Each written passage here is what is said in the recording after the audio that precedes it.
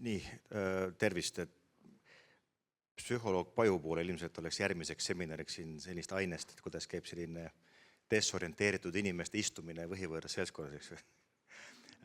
Ja Gert nimeks ja tegelikult Päästeamet ja Kaldkriips Päästeliit võiks minu kohta öelda välijuht siin Tallinnas Põhjapäästekeskuses. Oma Põhiametilt natukene teen ka kaastööd Sisekaitseakadeemial, olen seal lektor ja just nimelt suurõnnetused siis teemaks. Ja miks nagu kaks ametit on see, et Päästeamet kui üks selline õnnetustele reageerija või strateegiate ja taktikate väljamõtleja ja Päästeliit, kes on siis selline otseselt käed külge just nimelt üleujutuseks olukorras. Et kui me vaatasime, minu need loengud ja etteasted alati valmivad ka nii-öelda teiste inimeste slaidide põhjal minut enne minu ettekannet, eks ju. Et kui te panite tähele, et mis te kirja panite, mida te järgmine kord kuulda tahate, siis ma just nagu trügisin nagu jõuga sisse sellepärast, et kui meil on siin prognoosid, igasugused simulatsioonid, mudelid, siis mina esindan neid inimesi, kes siis reageerivad sellele üleujutussündmusele. Ehk kui te nüüd pilte siin silmel vaatate, siis ma esindan siis neid, ma isegi ei oska öelda, mis tüüp inimesi, kas me tahame nüüd jumala tahtele kätt vahele panna, eks ju, et ega vee kinni hoidmine ei ole ju tegelikult reaalne, eks ju. Või me tahame hoopis seda 8% eestlaste usaldust tõsta 9 peale. Igatahes mõlemad näevad nagu ilmvõimatud. Ja miks ma siin olen? Ma olen tegelikult Keskkonnaagentuuriga varem koostööd teinud, et kui ma siia algusest tulin, mulle tundus, et ma tunnen teid kõiki.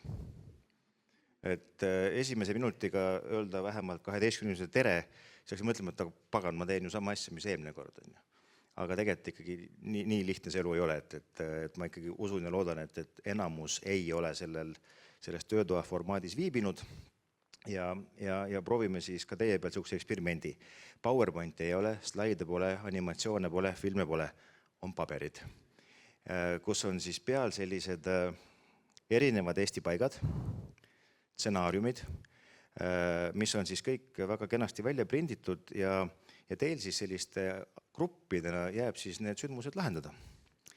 Kõlab muidugi maru lihtsalt ja kui tõenäolised on üldse Eestis nagu kõik see, ja millega me kokku puutume nüüd Päästeliiduna ja Päästeametina, tegelikult on meil veel mõned väga rängad mured just nimelt selle üleujutusega töötamisega, näiteks see, et viimased 3 aastat me oleme töötanud Eesti Vabariigis üleujutusega, kui õues on umbes -20 kraadi külma.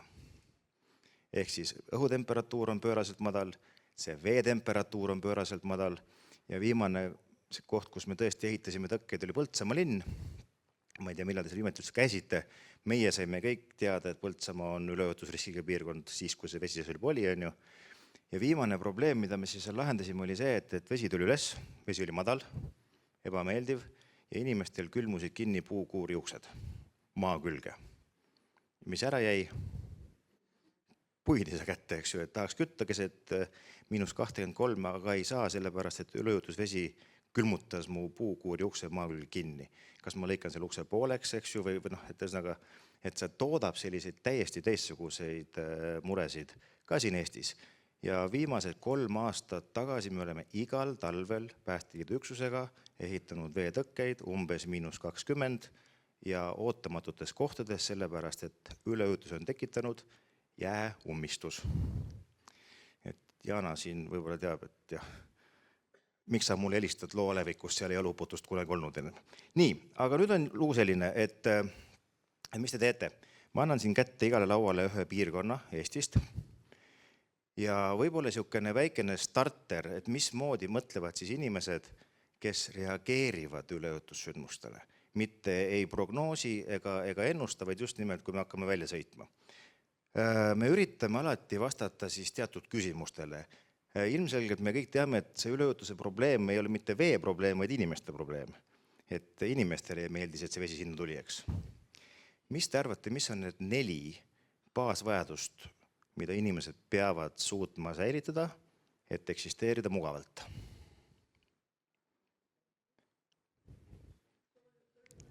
Jah, esimene on alati see, et ma tahan süüa ja juua. Teine, soojus, ehk siis mul peab olema midagi seljas, katus võiks ka peal olla, nüüd juurde saja, ja see. Mis 3. olla võiks?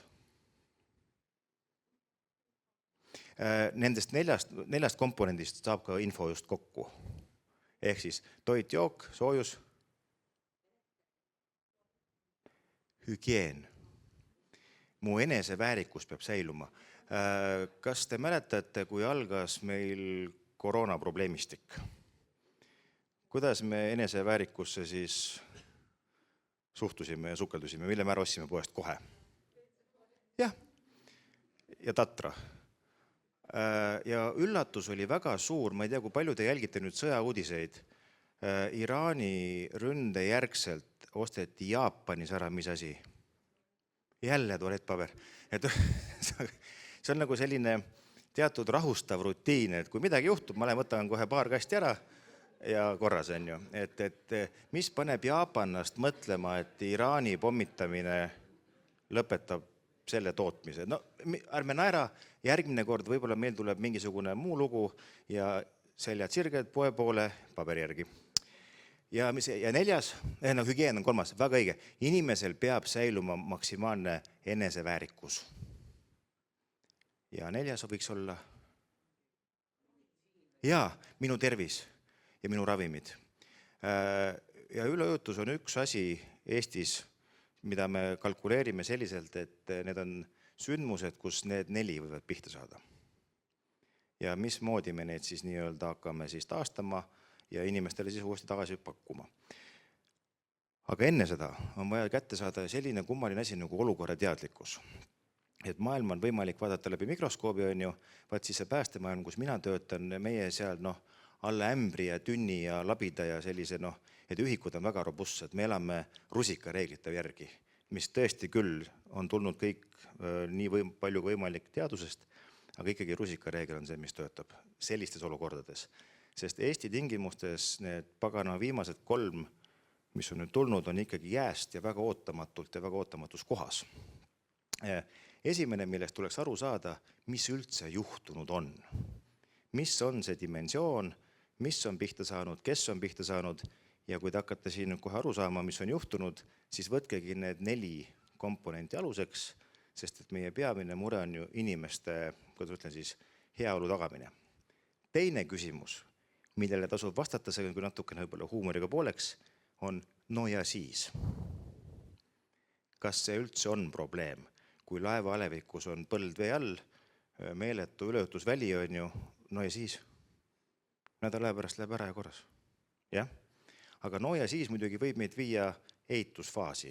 Ja ehitamine kindlasti on üks asi, millest Jarno võib-olla järgmine kord teil tuleb räägib, kui ta täna ei rääkinud, kus me lihtsalt ei usu, mida me näeme. Ja hakkame jaurama vastu ja vaat see no ja siis on tegelikult asi, mis tuleks peas läbi sünteesida. Ja 3. punkt on see, et mis juhtuma hakkab. Kui te vaatate kaarti ja saate aru, et koolimaja on jäänud vee alla, mis juhtuma hakkab, mis saab nendest lastest järgmise, ütleme 3 päeva või 5 päeva jooksul. Et mis on need järelmid. Ma jagan need siin suvaliselt välja kohad. Teie saate sellise kuulsa paiga. Need siit. Veel kuulsam paik. Jah. 3 lauda veel, jah. Esimese kaardi peal on vaade ilma veeta ja teise kaardi peal klambriga koos on vaade koos veega. Ja seal on tegemist 1000 aasta stsenaariumiga.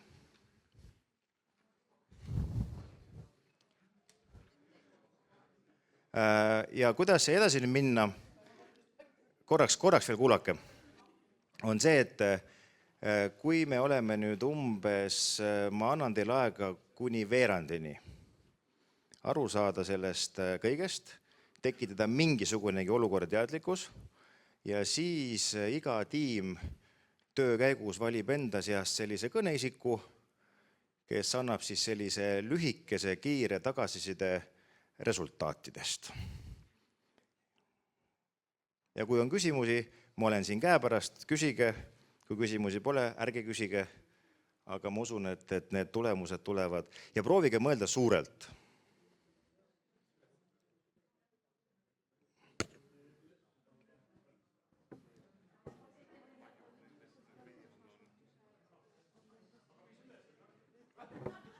Vastata neile 3 punktile. Mis on juhtunud, kas see üldse on probleem ja mis edasi saab? Te võite teha märkmeid loomulikult, eks ju.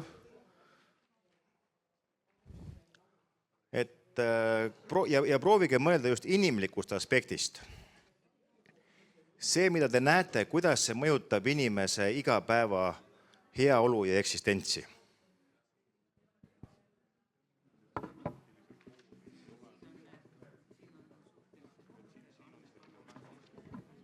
Ja kui te mõtlete ilma peale, siis oleme tänases hetkes. See, mis praegult õues on, ma arvan, et siuke pluss alla 10 veits äkki või?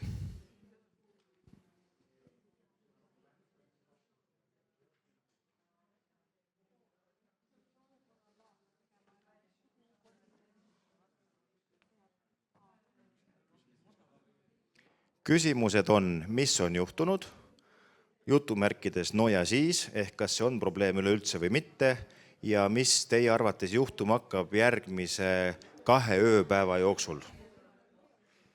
Ja hakkame siis vaatama laudkondade kaupa, mis need mõtted olid. Et ma usun, et te saite aru, et see oli tõesti selline lihtsalt mõttetuulutus, mitte protokolli koostamine.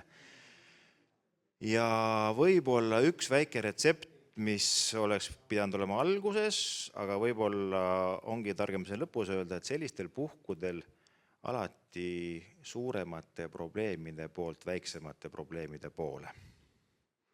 On niisugune võtmesõna. Okei, aga ma alustan siis siit esimesest grupist. Meil oli siin kõneisikuks oli, ma annan sulle kohe mikrofoni, et Tartu linn, jah? Kaardi peal. Ühesõnaga, nemad olid Tartu kesklinnas, et ma ütlen ka nii-öelda aadressid ära ja esimese küsimuse nii starteriks ma küsin ära, oligi see, et kui mitu maja siis silma järgi pihta sai? No siin on mitmete kümnete kaupa ja siin on nagu suured need korterelamud ja siis väiksemad majad ja et kümnetes mõlemit nii korterelamuid kui neid väikseid. Et siin on üleujutus.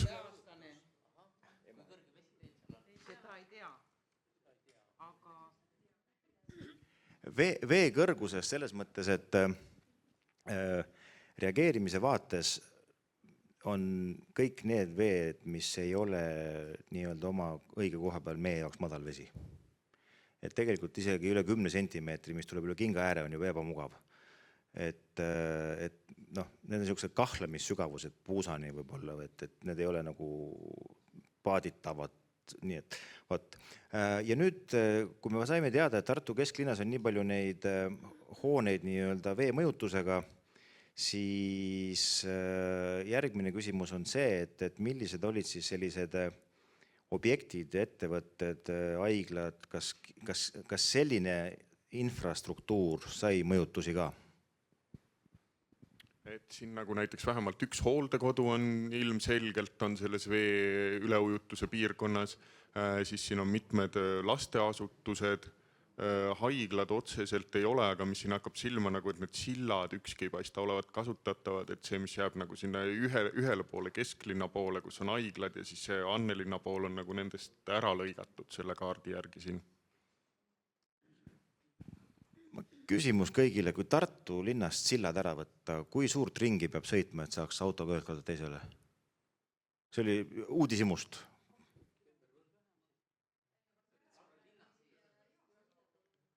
Ja kilometraaž? Et ühesõnaga on võimalik, on ju, aga me saame aru, et meie transpordiskeemid on häiritud, et me ei saa mugavalt ennast tunda. Hooldekodud ja lasteasutused nii-öelda perspektiiviga, mille peale peaks mõtlema sellistel puhkudel? No siin on esiteks on hetkeolukord, nagu et mis seal see konkreetne olukord, kas sealt on juba kedagi ära evakueeritud või kas nad on kõik nagu seal, kui sügav seal see vesi on ja mis võimalus, et sealt on näiteks inimesi ära toimetada, see on üks asi. Siis teine asi on niisugune üldisem olukorra teadlikkus või valmisolek, et nagu üldse, et mis nagu on tulemas, mis oleks siis ilmselt koostöös meteoroloogide, hüdroloogidega, et kas see asi läheb nüüd hullemaks või see on juba taanduv vesi või et siis see ka kindlasti mõjutab selle otsustusprotsessi nagu. Nii, ma tänan. Ja see oligi nüüd see koht, mis jällegi info nüüd just nimelt teile, kes te ei ole reageeriv ressurss. Et see ongi see küsimus, et mis edasi hakkab saama, on just see, mida siis reageeriv ressurss küsibki just nimelt teie käest. Öelge palun, kui kauaks see vesi siia jääb, kas teda tuleb juurde, kas ta läheb ära või millal see lõpeb. Ja vastus 1, 2, 3 on see, et väga raske on sellele küsimusele vastata. Ja siin ongi see koht, kus ma ei taha öelda, et põrkuvad, aga peavad omavahel teineteist mõistma nii-öelda ühed, kes on kiirmõtlejad väga vähese info pealt, tohutu usaldus teadlastesse on ju, ja teadlased, kes siis kahtlevad kõigis ja kõiges. et proovime siin nagu hästi läbi saada. Nii, nüüd ma lähen kella seirit pidi. Teil oli Häädemeeste. Kas minister ise soovib sõna? Et ma oleks pidanud ütlema sponsor ise. Ühesõnaga, et meil on Häädemeeste, see on läbi elatud etapp meil siin sellises minevikus, et kui hakata nüüd arvutama mitukümmend aastat tagasi see oli, siis juba jah, esimesed, ütleme, et varsti tuleb jälle. Aga siis ma annan mikrofoni sulle ja enam-vähem sama struktuuri järgi äkki annan kõigile siis teada, kui suur hulk inimpopulatsiooni sai veemõjutusi on ju, ja milliseid probleeme te seal tuvastasite. Ja lihtsalt nii palju infoks veel, et kui Tartu on väga linn, siis Häädemeeste ei ole linn. Et seal võivad tekkida mõned hoopis huvitavad nüansid, mis inimtegevust mõjutavad.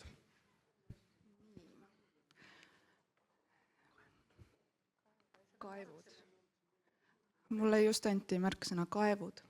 Aga meil on siis Häädemeeste piirkond, kus mõjutada sai umbes 241 elanikku otseselt veega, aga tõenäoliselt oli piirkonnas mõjutatud inimesi rohkem, sest et häiritud on näiteks elektrisüsteemid, kuna elekter lülitatakse välja seal piirkonnas, kui on üleujutused ulatuslikud ning ka näiteks sanitaarvõimalused pumplate tõttu. Mis ei saanud mõjutada, oli õnneks koolid,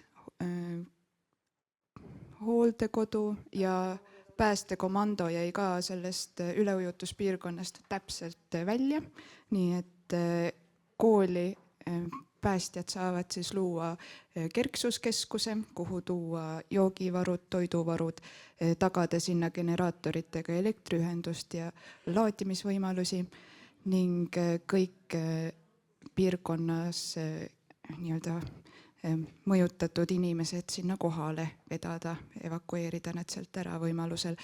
Siis oli meil küsimus, no ja siis need, kes ei taha siis oma kodudest lahkuda, et mis seal ikka, üle ujutab, aga ma tahan jääda oma koju, siis nende tuleb tagada see, et neil ikkagi oleks võimalik abi saada, ehk siis näiteks lähedased võiksid neile viia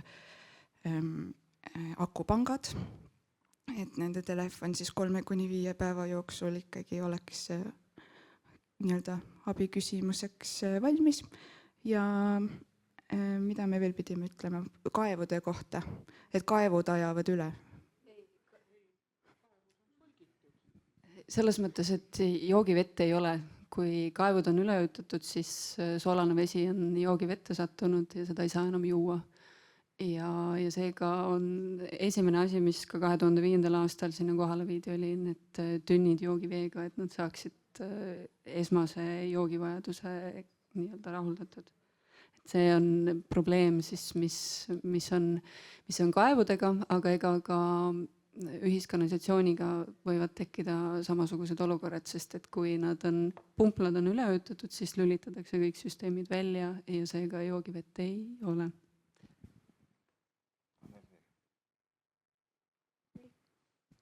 Et selle Häädemeeste näitel siis ka üks siukene väga ootamatu probleem, või nähtus, mis seal tekkis, meri tõi ka väga palju liiva inimeste loovi. Et ühesõnaga liivaluited tekkisid, ühesõnaga inimesed kaevasid lahti oma talude uksi nii nagu lumevangist, ainult et mitte ei olnud lumi, vaid oli liiv. ja siis ma mäletan seda, et vallavanemal tekkis küsimus, et kuna see liiv ja meri lihvis ka põllumaad, nii-öelda kündud põllud siledaks, kattis liivaga, et kas see nagu on kõlbulik järgmise loo ajal üldsegi nagu kandma mingisugust vilja. Et seal seda looduse mäng oli ikka päris uhkelt. Aga just see, et veel edasi vaadates seda Häädemeeste kanti kui niisugust, siis mis veel merevee tõus tekitas, ta võttis kaasa sealt tolle vallapiirid teistsugused veidikene paadisadamate kütused, ankurid ja kandis need peaaegu kilomeeter kuskile võssa ja tegelikult võeti ära ka inimestelt see mere kalameestelt nii-öelda võimalus päris pikaks perioodiks normaalselt omale elatist teenida. Et see oli kariloomad uppusid ja enne kui edasi lähen, siis jälle kui te vaatate neid pilte, seal üks puuriit, mis on märjaks saanud. Et tegelikult Häädemeestel juhtus veel niisugune lugu, et kuu-kahe jooksul hüppeliselt kasvasid heinaküünid tulekahjud, sest et ein sai märjaks ja hakkasid süttima, nii et see oli meil päästjatel alguses niisugune suur nagu müstiline küsimärk, et mis siis nüüd juhtus, et miks pärast seal heinaküünid süttivad, aga see oli siis jälle selle üleüldse mõju. Nii, siin laua taga on Virtsu saarestik, jah?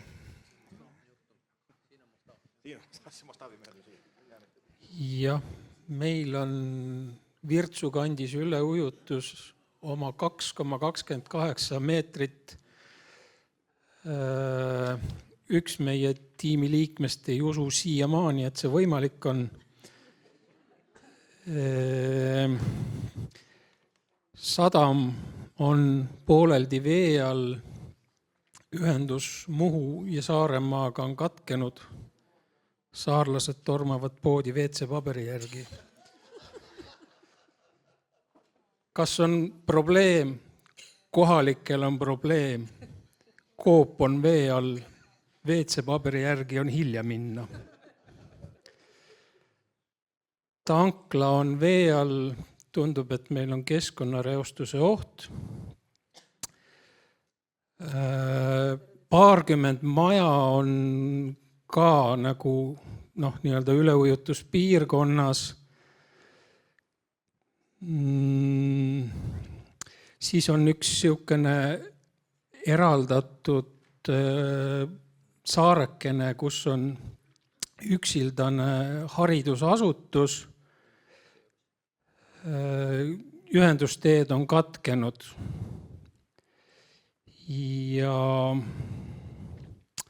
üks see Tallinna maantee, mis nagu Virtsu tuleb, et see on veel hetkel vee peal, aga karta on, et seda ummistavad juba Tallinnast tulevad uudisimulikud ja need, kes tahtsid praami peale minna.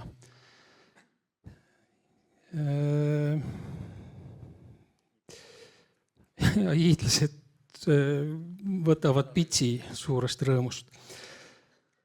Aga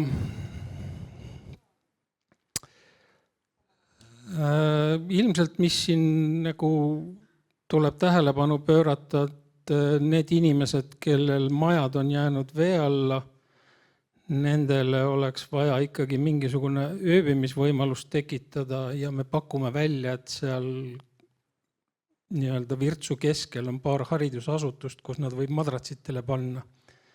Kuidagi tuleb teada saada, kas üksik eraldatud haridusasutus sisaldab lapsi ja kas neil on süüa ja WC-paberit.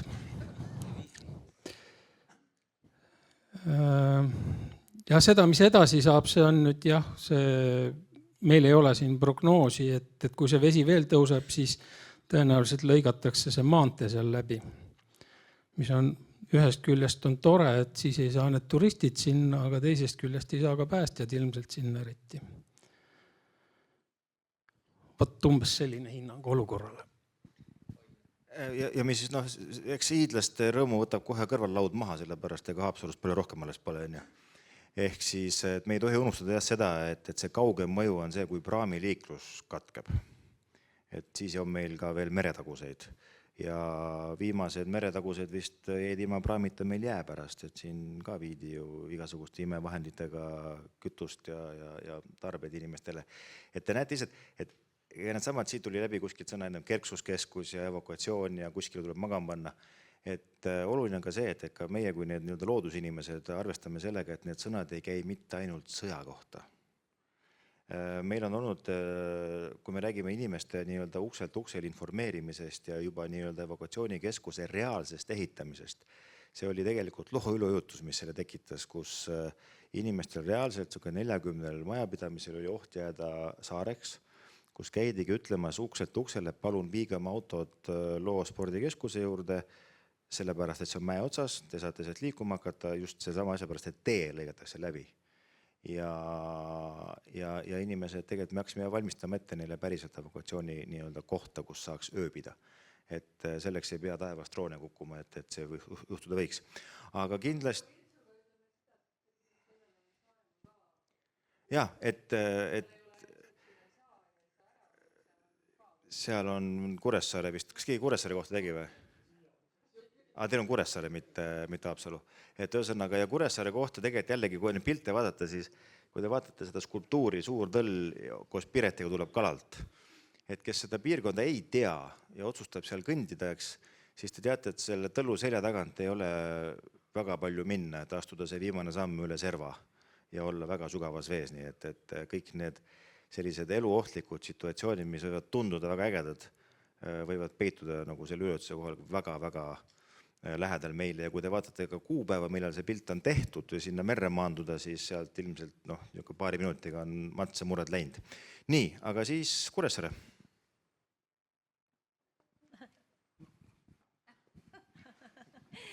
Ja, meil on jätk nüüd selle eelmise laua olukorrale, aga väga hirmus jätk, kus see Sõrvesääre poolne osa ja kõik on üle ujutatud selle kauni Kuressaare kindluse ümbrusse, ala, kus on meie spa ja palju turiste.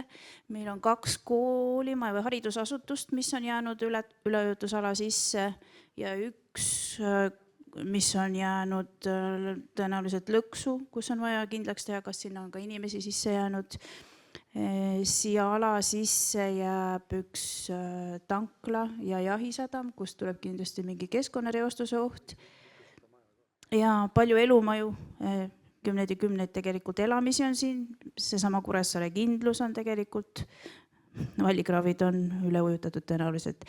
Ja see spaade piirkond on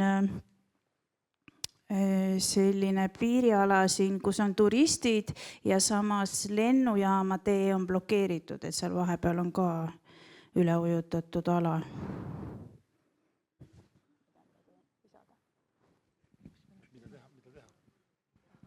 Kaartide peale küll võib-olla ei jäänud, aga kui juba selles mõttes korra veel rääkida, et teedevõrgust tuli siin jutuks, sadamat tuli jutuks, siis ka kindlasti meile peab vaatama on veepuhastusjaamad, mis on need siin.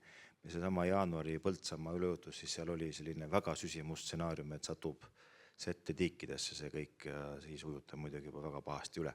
Aga jaa, pluss veel saar, pluss veel veel, et need on väga suured alad, et kui me siit järjest tulema hakkame, siis me tegelikult saame aru, kui Lääne-Eesti rannikul, kui Virtsu on selline, siis Kuressaare on ju samasugune, et need ei ole üldse lokaalsed paigad.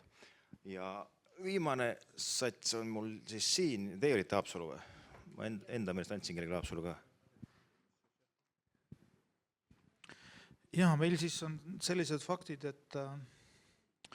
et haridusasutusi on jäänud päris hulgim, 2 tükki, mis on reaalselt siis nagu veega kaetud alal, et seal peab siis selgitama, kas seal on kedagi või ei ole.